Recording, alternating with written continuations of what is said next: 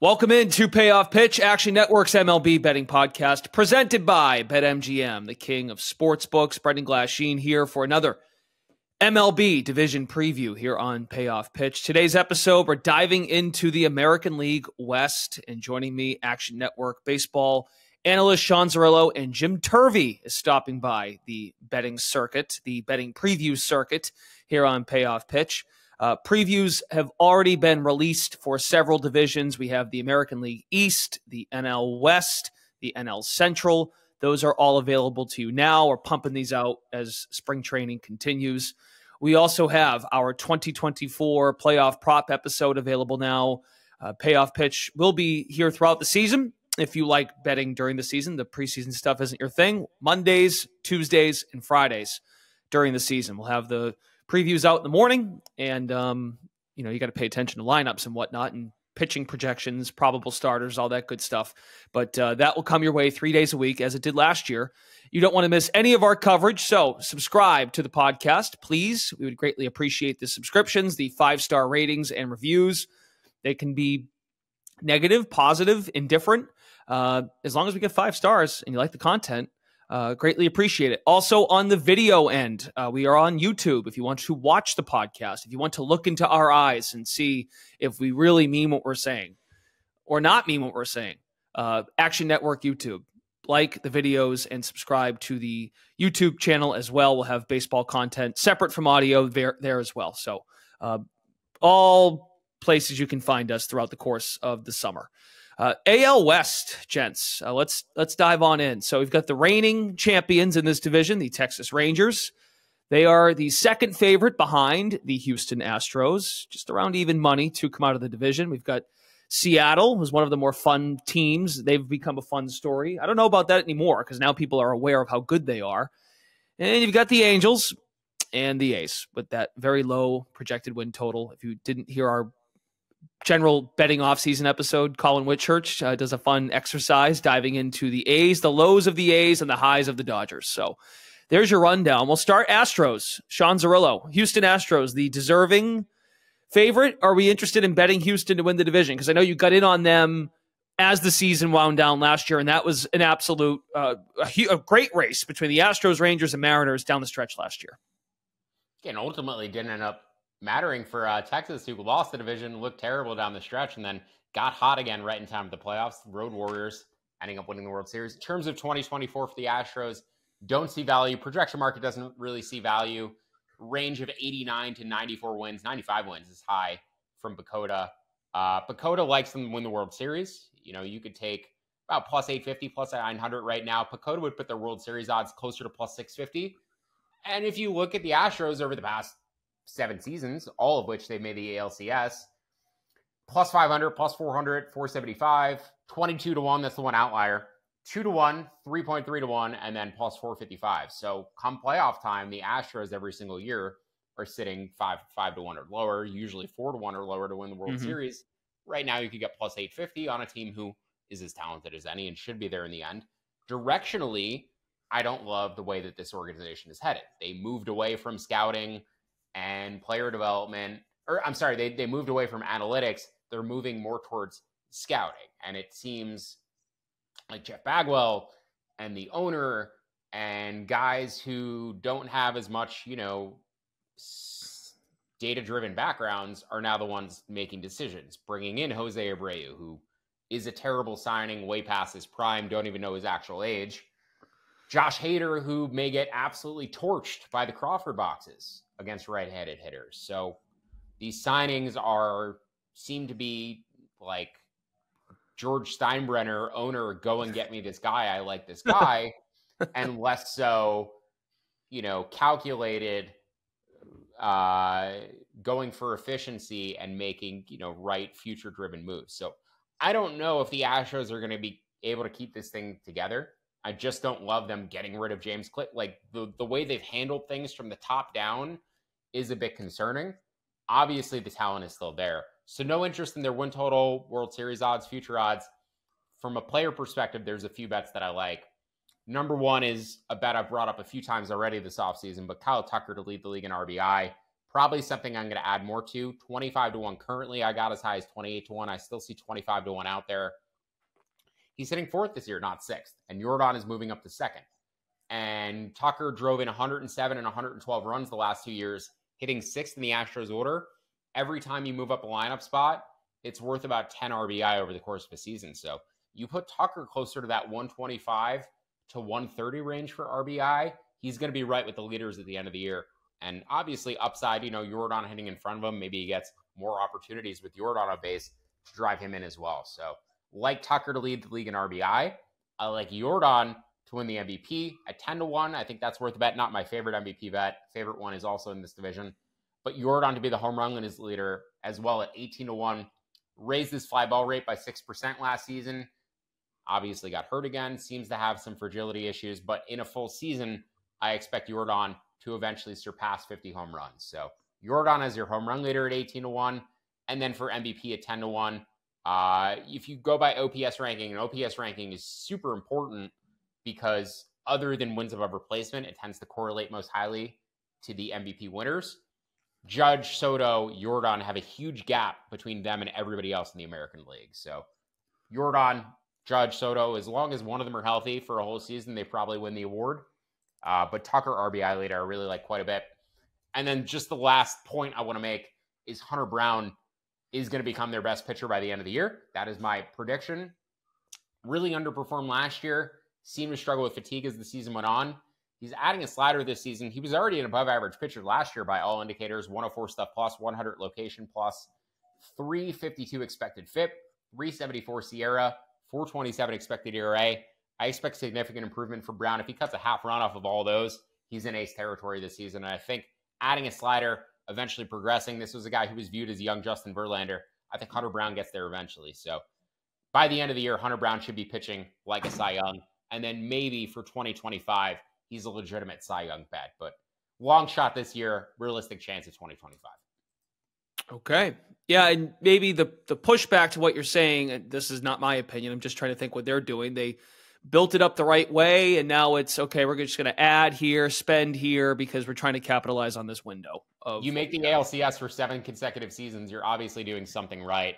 You can do it. These were changes that they made like before the start of last season, so wasn't an immediate impact. Obviously, the other teams in the division just got better. I don't think that was about Houston getting worse. But I think eventually it is going to catch up with them, as they move away from this identity that they had, as Bregman and Altuve continue to get older. It might be a 2-3 year gradual decline. But yeah, I don't see Houston sustaining this forever. They were never going to, but I think there's a legitimate reason why it's not going to happen. Jose Abreu, by the way, 37 years old. Yeah. 37 years old. Maybe 42. We're not really sure. Jim Turvey, the Astros went under their win total last year. We mentioned it. It was an arms race with them, Seattle, Texas. Previous 5 years, not counting 2020, they went over their win total. Where are you at with this Houston Astros team? Is it time for them to not be division champions? It really does feel like it should be. The 7 straight ALCS is pretty remarkable, and it feels like it is not easy to do that in baseball and sustain a team that can for that long churn through and keep a roster that is this strong. But then you look at the roster, Kyle Tucker's 27, Yordan Alvarez is 27, Bregman's approaching 30, but that's, in baseball, you can play past 30. So even on the pitching side, like Hunter Brown, like Sean's high on Hunter Brown, I'm right there with him. He's 26. It is very impressive what they've managed to do. I think the market, I'm with Sean. I think the market has this team pretty well sussed out.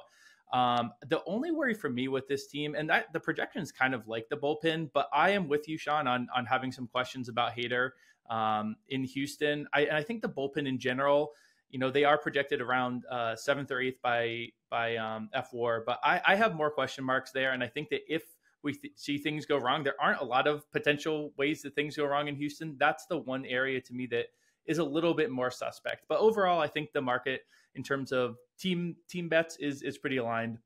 There are a few player things.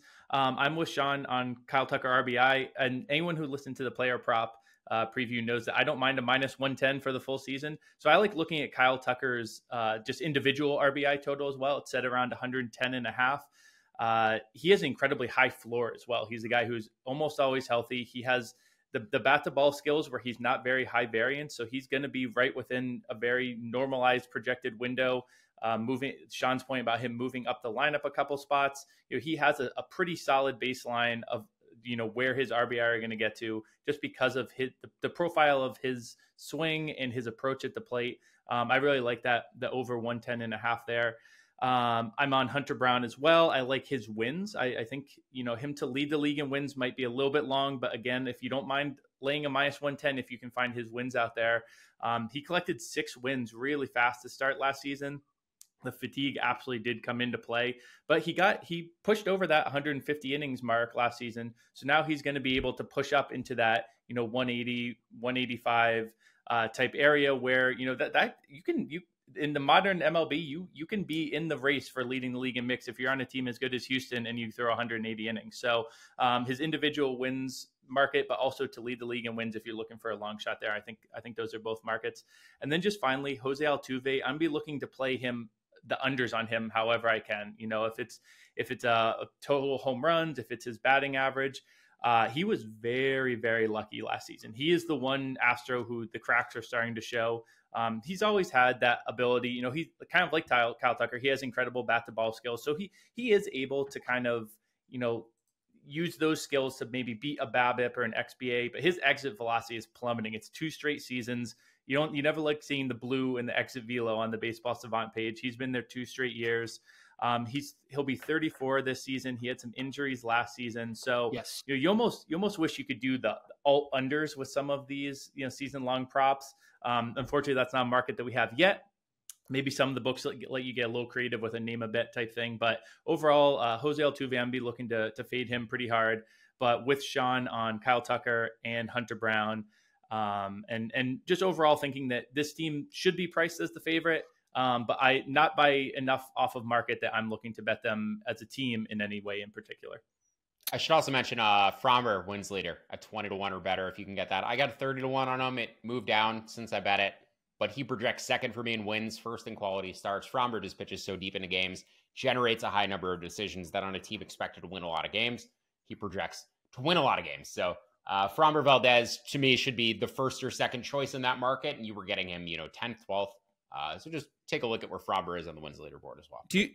So I remember right, last year we did this preview episode and we did this division and we hit the Astros, and you mentioned hit on them, not hit like bet on them, but the Alvarez to win MVP was one of your preseason bets. Would you be in the similar boat with Tucker because of the lineup construction? Tucker's really hard, and Tucker's a guy I look to bet every single year and just can't find a way to do it. He's almost like a better fantasy player or real life player than he is an awards bet because he's so exceptional at everything, but he doesn't do anything in a superlative way. He's not a home run leader bet. He's never a steals leader bet. He's a 30-30 guy. But now that he's finally in an RBI spot, like the RBI leader bet 28-1, 25-1 is such a good bet on Tucker. I'm not sure what his MVP odds are. 15-1. But if they're not better than 25-1, I'm not taking them. So he needs to win that RBI title to probably win the MVP or come very close to doing it.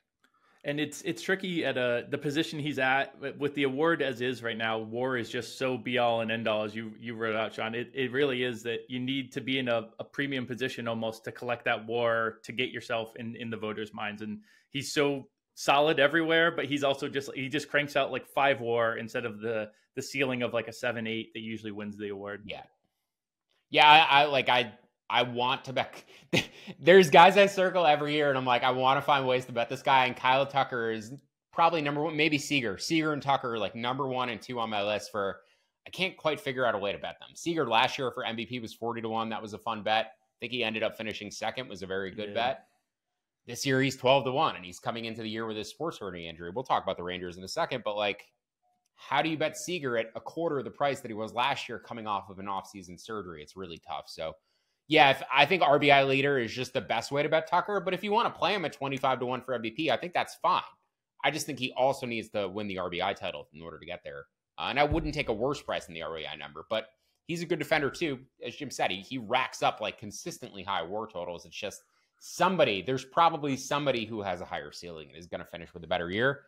If you could bet him to finish top 3 every year, I think that's a bet I would take. All right, fair enough. Texas Rangers, reigning champs, first World Series in franchise history. They have a win total projection of 89.5 wins, their highest in 12 years. So makes some sense. It'd be a public team because of how good they were last year. Seager is a good transition. Their pitching is older, but I love Nathan Eovaldi. I really do, but he's another year older, and I really wish the Red Sox gave him that contract, but that's a different story for a different day. Texas Rangers at plus 200 to win the American League West, right behind the Astros. So with that, Zerillo, I'll let you kind of continue where you were going with Seager and this team. So Seager may or may not play on opening day. He should play the majority of the season, or at least start to play the majority of the season, but had his offseason sports hernia surgery, and a guy who continually is injured in the past, constantly banged up throughout his career.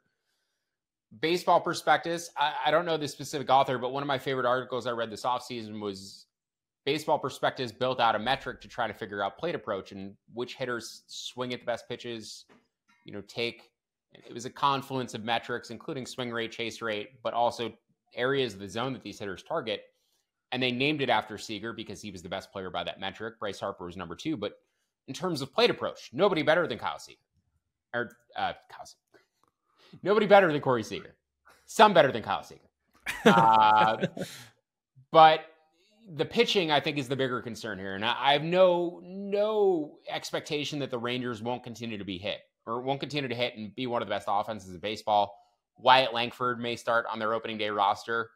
Should be great, but we'll see if he can maintain as the major leagues eventually figure him out. This is a guy with very limited minor league experience, never had to adjust in the minors, may not have to adjust for a full season in the majors. And I've seen some people putting rookie year Ryan Braun comps on him, which if you don't remember what Ryan Braun juiced up in his rookie year did, it was about 35 home run, 110 RBI, and a 300 average. Put up MVP numbers in his rookie year. So Langford has the potential to give them another superstar hitter, but also the floor to get sent back down to the minors. So don't really know what to expect from him fully. Seager has an MVP ceiling, also has the potential to get hurt again. But as I said, the pitching is what really concerns me, and I don't expect the Rangers to be or look like their contender selves until the second half of the season. DeGrom, Tyler Mahle, who they signed, and Max Scherzer should all join their rotation or all expected to rejoin the rotation sometime in the second half. And if you're betting futures on the Rangers, I think you may get a better number on them closer to the All-Star break than you can right now. Right now, the projection market likes them to go under, to miss their playoffs. Miss the playoffs. I projected them at 85. The projection market has them between 81.4 and 86 wins. The low is from Fangraphs Playoff Odds. Pacoda is at 85.7. So I think 81 to 86 is a pretty good range of expectations. You can get under 89.5, under 89. I'd probably bet this down to under 88.5. Also, Texas to miss the playoffs at plus 175. The market puts them at about plus 150. That's the wrong team. 1 second. The market actually puts them at about plus 110 to make the playoffs. So getting plus 175, plus 160. Obviously, a team who may go out and add, especially coming off of a World Series, got some extra money. But Texas to miss the playoffs, under right now are the ways I go. Would bet the under certainly, as I said, down to about 88.5. The one stat leader bet I think I have on Texas is Adolis Garcia to be the home run leader, though. His metrics have popped. You've seen the muscle growth relative to his days in St. Louis.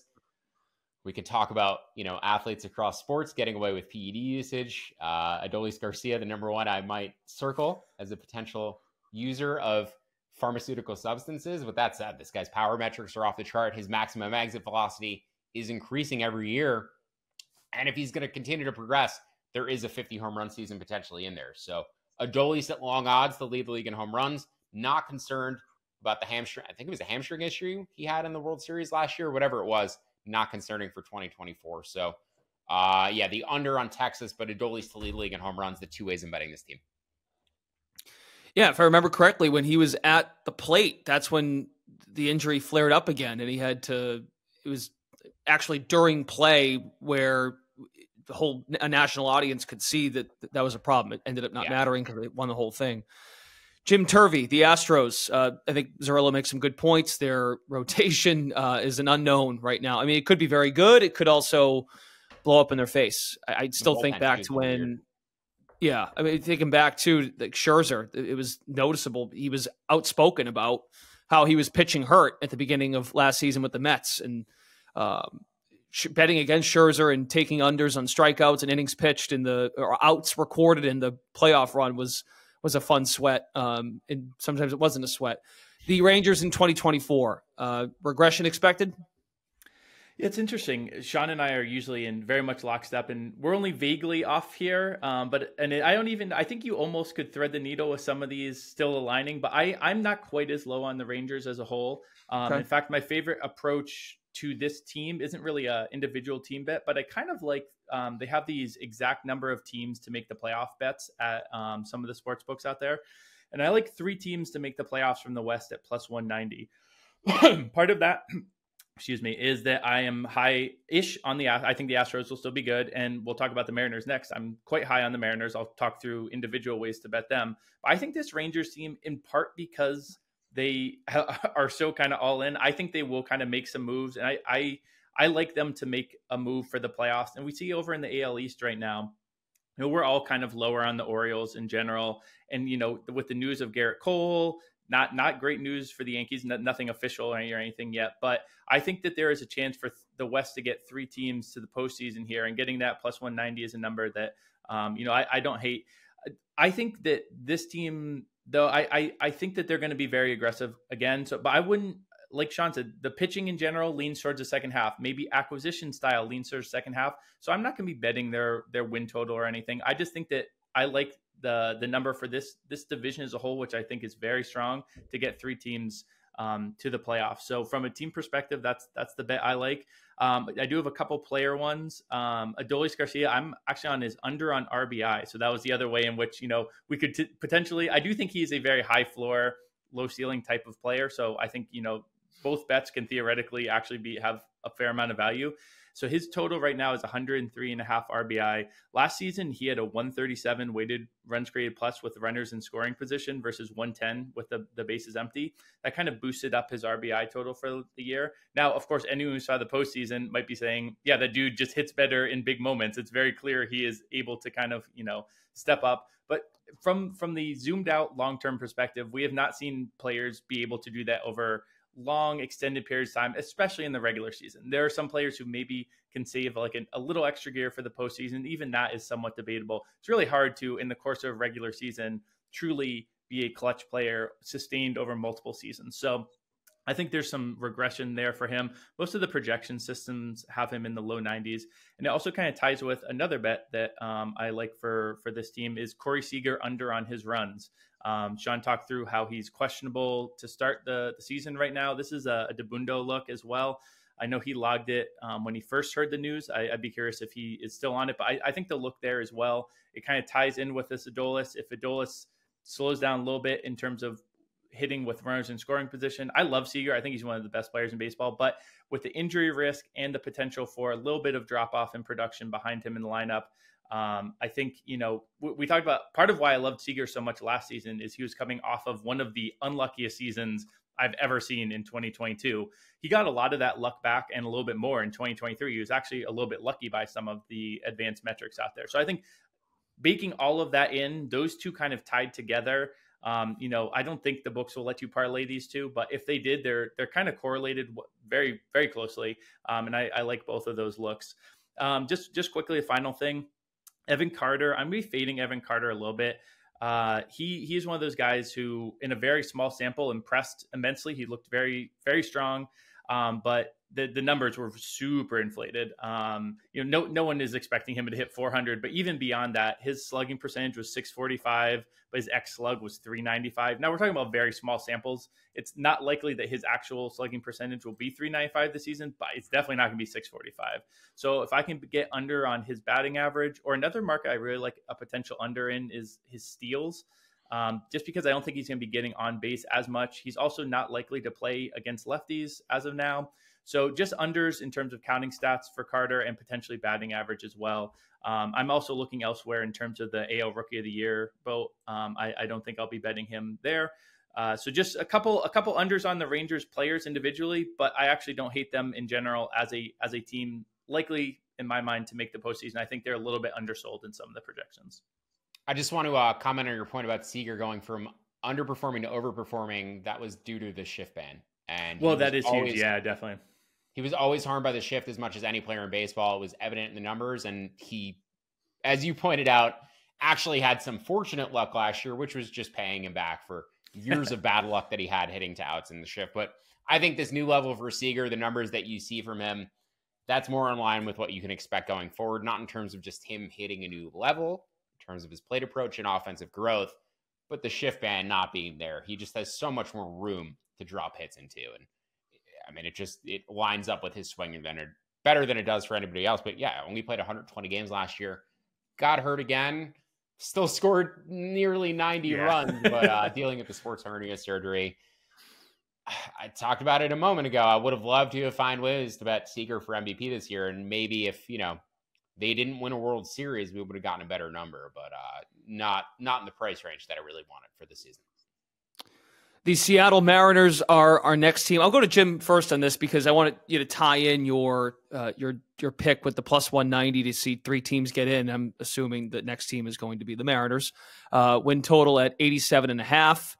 They made a lot of substitutions really with their roster. They lost some guys. They lost Robbie Ray, but they've plugged and played with some of their offseason moves. They added Mitch Garver, Haniger. They added Arias, the third baseman, but they lost Robbie Ray. They lost Teoscar Hernandez, which was expected. He was a name at the deadline, if I remember correctly, that he was going to be possibly sold off. But the Mariners, with the key names in Kirby, pitching-wise, and Rodriguez is a popular public MVP guy. We'll probably see him at the All-Star break again and the Home Run Derby.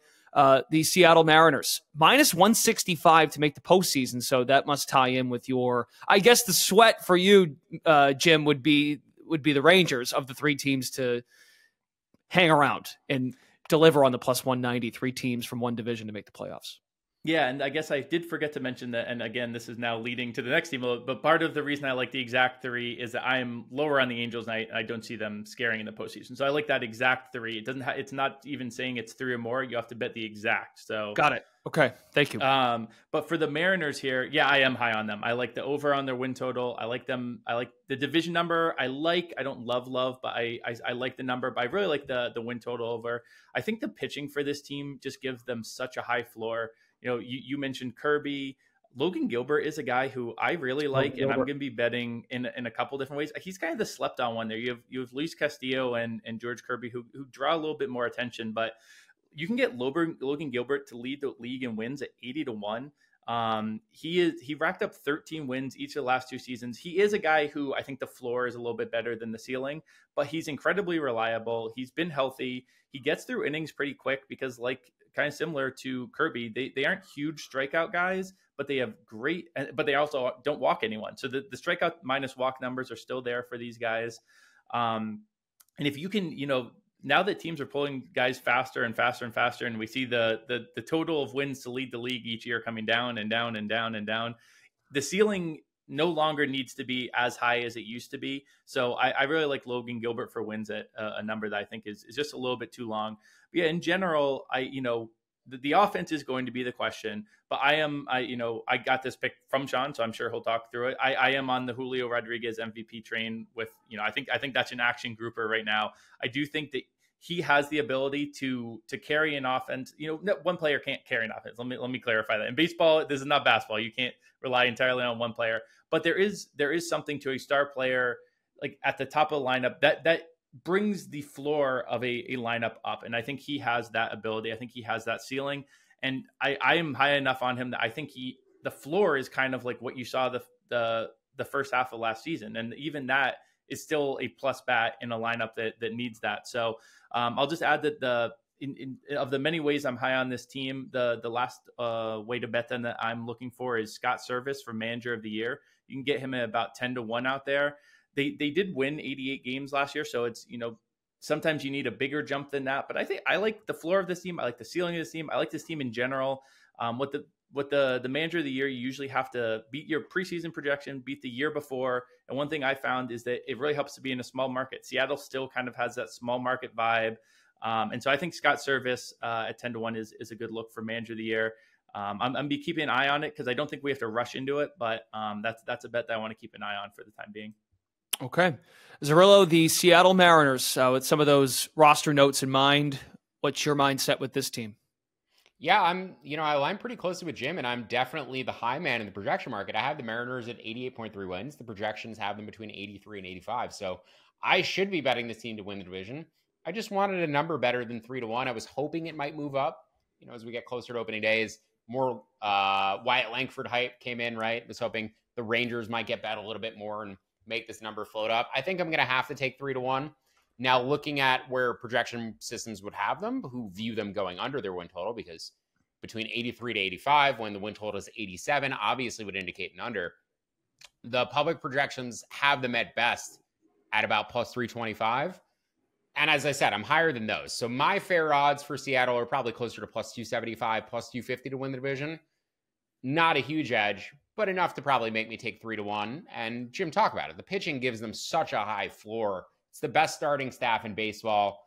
They're trying to find ways to get Emerson Hancock, who's one of their top prospects, into their staff. And they really can't do it because Brian Wu is not going to give up control of that fifth starter spot. Bryce Miller added a splitter this offseason. He's been talking a lot about that in spring, talked about that with Pitching Ninja. I think he's going to take a step forward. George Kirby, to me, is probably their best starter. Was tied with Garrett Cole and Pablo Lopez in the American League last year for pitching plus. All three were at 109. Spencer Strider was the only pitcher better than three of those by pitch modeling metrics. And I love Logan Gilbert too. I like both Kirby and Gilbert for AL Cy Young. Kirby at 20-1, Gilbert at 25-1. They both are 26 years old, posted a very similar strikeout rate last season. Kirby has the better command, but I think both just project in terms of the leaders in the American League in wins above replacement, getting 20 and 25-1 respectively in a great home pitching park for two guys in their prime who may even go up another level this season. Julio Rodriguez, the obvious AL MVP choice, first in the American League in wins above replacement in the second half over the final 4 months of 2024, hit a bit of a sophomore slump early, put it all together. He was also fourth in baseball in total hits over that same span, had 104 hits. Acuna and Freeman at 108 over the same stretch. So Julio to be your major league hits leader at 30-1, probably like that down to about 25. And then even though I'm a bit concerned that his power is going to limit his steal ability, Julio at your steals leader at 35-1, plays in concert with hits leader, 22nd sprint speed, but seems to have better base stealing IQ than even that sprint speed would indicate. Pretty safe bet to go and progress into that 40-40 club if he continues to get better. So Julio Rodriguez is your AL MVP. Like that down to about 10-1 or better. Kirby and Gilbert would take 20-1 or better for Cy Young. And Kirby wins leader at 50-1. I'd probably even go down to 40-1 or better on Kirby wins leader. So a bunch of ways to bet the Mariners to win hardware this season, to lead the regular season in stats, but also probably taking their divisional odds at 3-1 or better, considering I'm the highest in the projection market on Seattle. Okay, let's flex our journalistic muscles and talk about these last two. Because we're fair. We have to talk about all of them. The Los Angeles Angels, 45-1 to come out of the division. I don't think either of you are going that direction. Win totals down to 72.5. Last year, with Ohtani coming into the season, remember like Charlie DeSturco did one of these, and he was high on the Angels to win the division. They are not that team. They won 73 games. The second half bet that we did in July at the Summit was fun. I always feel proud of that. But I don't know. I said to Zerillo before we recorded, I don't think we're getting that opportunity now. Maybe if something goes wrong with Mike Trout and we figure out something around All-Star break, trade deadline, if they move on, Trout has been outspoken that he is going to stay an Angel. He's going to ride this out. How possibly, besides unders, a win total under perhaps, but the market might be correct, Zerillo. How can we bet the Angels this year? Projection market likes the Angels to go over this season. I disagree. I'm basically in alignment with their total. I'm at 72.5, or I'm at 73. The market is at 72.5, and the projection market is between 74.1 and 79. And 79. Throw out that 79 from, is it Pacoda who has them at 79? It is Zips has them at 79. So even if you throw that out, the average is still 75.8 amongst those other three projections. And I usually look for a 3.5 win gap. So technically, the projection market would say to go over 73 wins, and you can get as low as 72 and a half out there. I'm just going to pass on this team. But in the same respect, the market also sees value on the Angels to make the playoffs. And that does matter based on which one you choose. Pacoda has them at 3%. But Fangraphs has them, for some reason, at 15.7% to make the playoffs. Again, I don't see that happening. Maybe if they add Blake Snell, give themselves a little bit of a chance. But Mike Trout staying healthy for a full season seems impossible at this point. Kind of cap his upside at 140 games. Anthony Rendon, even if he stays healthy, do not know if we'll be able to approximate his previous highs in terms of performance. So, yeah, this team remains a bottom feeder for me. I don't really see the upside. Don't see the upside in terms of making the playoffs. And I don't see a way to bet on them from any awards perspectives either. If anything, this is a team who you take long shot odds on to finish with the worst record. I mean, they have the worst farm system in baseball. They need to continue to keep turning things over and progressing towards what could be their next competitive team, because it's probably not going to happen with Mike Trout on the roster. And I imagine at some point the Mike Trout rumors, the trade rumors start picking up. My prediction at the start of last season was Ohtani to the Mets and Trout to the Phillies. That is obviously no longer going to come to fruition, but I still think Trout to the Phillies is very live at some point in the future. Anthony Rendon, who also was outspoken in the offseason that baseball is just his job, and is he doesn't love the game. He do this to make a living. It's a mess. Jim, any angles on the Angels? Yeah, so there's two teams in baseball that I am the furthest off of the projection markets from, and one is high and one is low. And the Angels, I talked a little bit about the Rays on the player prop one. I am much higher on the Rays than projection systems. I'm much lower than projection systems on the Angels. And I think that has to do with, and it makes perfect sense, I do have a little bit of human element that I add in. I sprinkle in about how a franchise, the Rays, everyone they touch turns to gold. The Angels, it seems like the opposite. Everyone they touch turns to crap. And I weigh that. I do weigh that a little bit in. I think about front offices. I think about who is, producing the talent, finding the talent, and all of that stuff. So I do have this Angels team. I have them projected in the 60s for win totals. I'm very low on them. And I'm going to be looking to fade them in each and every way I can. So Sean mentioned to have the worst record in baseball. That's 25-1. I think what I like even more, though, and this, all these are kind of correlated when you're talking about a division. That's why I think it's so fun to do these division previews as a whole. I'm a little bit higher on the A's. So my favorite bet for the Angels as a team, from a team perspective, is for them to finish exactly last in the division at plus 900. I think that's a great number to be able to get out there on a team with, Sean mentioned the worst farm system in baseball. They get any sort of injuries racking up as they have, and they have a proven record now of showing that they have, high injury amounts. And I think that to a certain degree, you prove a lack of skill in terms of an inability to keep players on the field. So I really like that for them to finish last in the division at plus 900. The only player bet that I have, there's one book out there that really is baiting us into overs right now. And they have a Logan O'Hoppe at 15.5 home runs. I really like the over on that. In general, I'm not trying to play overs on this team too well, but his lowest projection at Fangraphs is 21. The median is 23. He hit 14 homers in just 51 games last season, and they were pretty deserved. Like, if you look at the numbers, he didn't really get too lucky. He's got a good, powerful bat. And there's no reason for the Angels not to give a player like him a look this season and really an extended run. So getting that at 15.5 home runs, I really like the over on that player prop. But yeah, I'm very low on this team. I like if you can target them in other head-to-heads. I haven't seen them against the A's. I mean, you can kind of do it by proxy by the division. But if they're out there against the White Sox, any teams you can kind of pair them head-to-head. I'm almost certainly going to like fading them because I'm definitely lower on them than the market, the projections, and almost everyone else out there.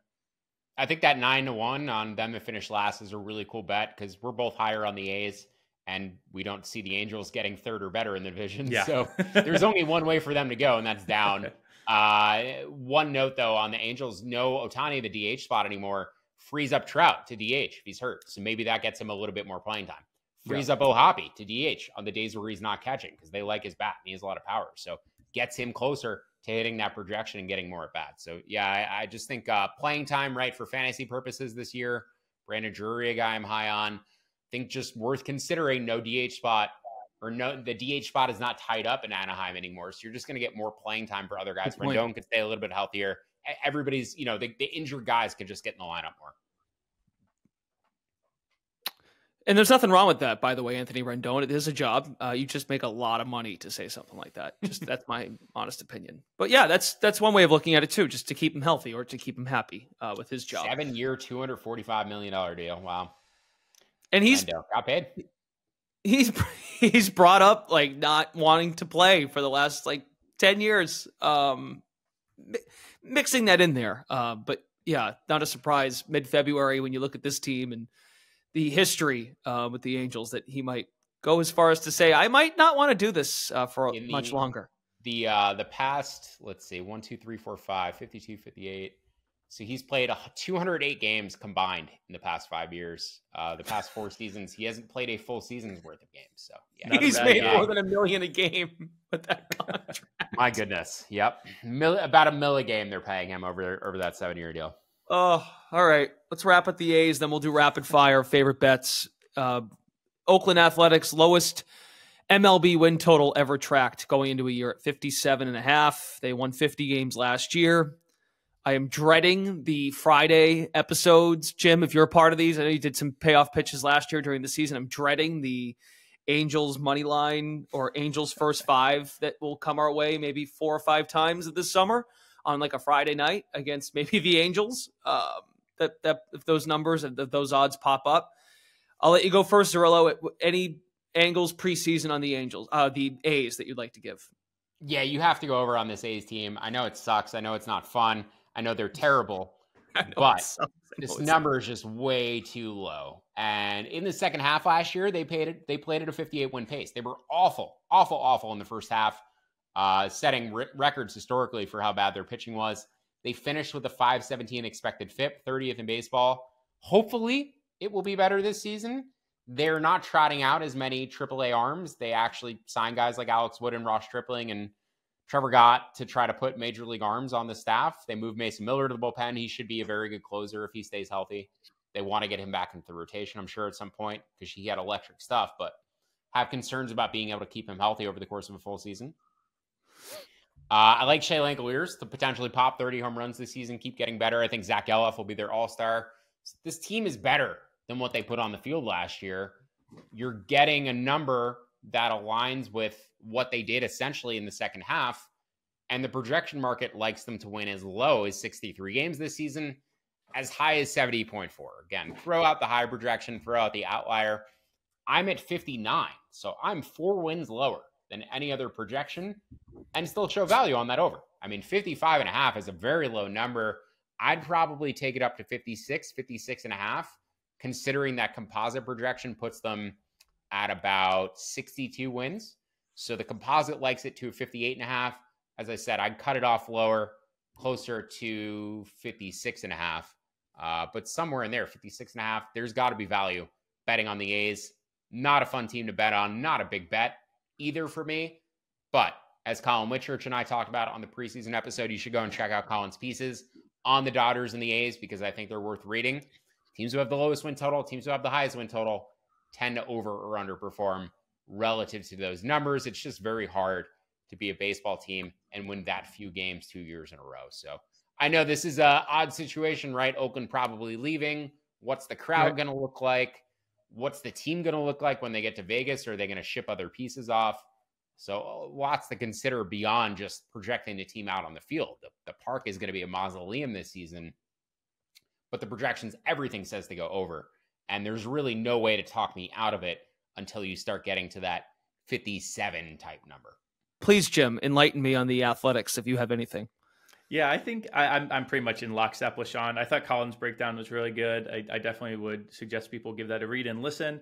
I do think the biggest case against them is just the karma around this team. I'm not a big believer in karma, but that karma can turn into vibes, and those vibes can seep into the locker room along with other stuff seeping in the locker room out there in Oakland. But I think this roster as is definitely better than a 55 win team. The Noda, Geloff, Rooker, top of the lineup, I think is actually pretty strong. Nick Allen, I think, is an MLB shortstop. I know that's a low bar to have, but I think there's some talent there, and that's a huge position to have a real MLB player at for a team like the A's. The rotation isn't amazing, and it likely, I think they signed some of those guys to flip them at the deadline. So you also could potentially be looking to, maybe middle this, try to start the season with the over, take a look at the All-Star break, see if they do offload some pieces, and then, zag towards an under. I really like Mason Miller. Sean mentioned him. If he's going to be the closer, I think that helps them win a couple of those close games that, maybe in last season they weren't winning those close games. So mostly this number is so damn low, and the team isn't that bad, at least as of right now. The karma is bad. The juju could be bad, but I again, like Sean said, I'm not loading this thing up. But I do think the A's over is the way to go. I don't even have any player stuff. I was going to try and see if they named Mason Miller closer before the season, him to lead the league in saves. And I was like, this team's going to win like 60 games. I don't think I want to do that. I think you're overthinking it, Jim. But I do, Sean threw out some fantasy stuff. I like Mason Miller from a fantasy perspective. So, I think, theoretically, I'm also betting this team a little bit with my fades of the Angels. So definitely higher on this team than the market. But yeah, it's never fun betting the A's. Yeah, save Mason Miller for your fantasy leagues, not for your saves leader bets. I get into that situation sometimes where I'm excited about guys. I want to bet on a player, and I'm like, probably better off just taking him in fantasy than actually betting on him to do something over the course of a full season. So yeah, it's really tough for closers on bad teams to get 30 saves, let alone 40 plus. A quick heads up, the great state of North Carolina officially launched sports betting on Monday, March 11th. We record this preseason pod on March 12th. So welcome, Tar Heel State. Take advantage of the best sign-up offers across every sports book. You can find a link to every one of those offers in the episode description. All the North Carolina offers all in one place. Check out the link in the episode description below. Okay, we'll do what we've done for the other previews here on Payoff Pitch. A win total bet that you are both high on in this division, stat leader, award bet, and then a best bet. Zerillo, you can go first. Yeah, so the A's over 55.5 is what I got, but 56.5, 56.5. That's where we're going to set the number at its highest. Don't go higher than that. But the Rangers under 89.5, 89 as well. Perfectly comfortable with. Stat leader, Kyle Tucker, RBI leader, 25-1. Take that down to 20-1 or better. And then awards, Julio Rodriguez, MVP, 13-1. Take that down to 10-1 or better. I think J-Rod going to take another step forward this year. And he's already one of the most famous players in baseball, one of the most beloved players in baseball. But I think he can get to that Acuna level of performance that we saw from Acuna. 40-70. I don't know if he has 70 steals in him, but 40-40. I mean, 50-40, 50 home runs. Julio is not incapable of hitting 50 home runs at peak. This guy's a superstar. Okay, and Jim Turvey. Yeah, my favorite win total is the Mariners over. I have 86.5. Always, if you're listening this far into the pod, you don't need to hear it repeated, but shop those around, obviously. The Mariners, I saw a couple about like a 2-win spread across books, so 86.5, but I would take the over 87.5 as well. My favorite stat leader is Logan Gilbert to lead the league in wins at 80-1. But I like all of those Mariners pitchers as well, as kind of Sean talked through. And then my favorite bet for the division as a whole is funny. It's actually the Logan O'Hoppe home runs over. So in a podcast where all I did was crap on the Angels, my best bet is an Angels over, but that number is just kind of crazy to me. So that Logan O'Hoppe over 50.5 home runs is my favorite bet. I bet O'Hoppe for Rookie of the Year last year. I like O'Hoppe a lot. And yeah, I mean, it comes down to playing time, but the DH spot being open, I think that helps him quite a bit. That's huge. I'll tell you what, that worst regular season record look though on the Angels, 25 to 30-1. That's appetizing. That might I like that. I like Jim's bet. I like the 9-1 for last in division. I think that's really sharp, actually. Yeah, I especially like it because I'm so low on the Rockies as well. I think the Rockies are going to be the A's of last season, basically. So if you can target just the A's Angels part of it, I do really love that 9-1. Just don't suck too bad, A's and Angels in April. That's the goal. Get through April, and we'll see what it looks like. That is going to do it for this episode of Payoff Pitch, our AL West betting preview, presented by BetMGM. Payoff Pitch. Make sure you download the free award-winning Action Network app. If you haven't done so already, you can find Zerillo and Jim, our other MLB contributors, in the app. Find their picks, track your own picks. If you're in North Carolina and excited to do some MLB betting, make sure you check out the link in the episode description. Don't forget to rate, review, subscribe, audio, video, and be sure to listen throughout the season, Mondays, Tuesdays, and Fridays during the Major League Baseball season. For Sean Zerillo and Jim Turvey, Brendan Glasheen, thanks for listening to Payoff Pitch, Action Network's MLB betting podcast. See ya.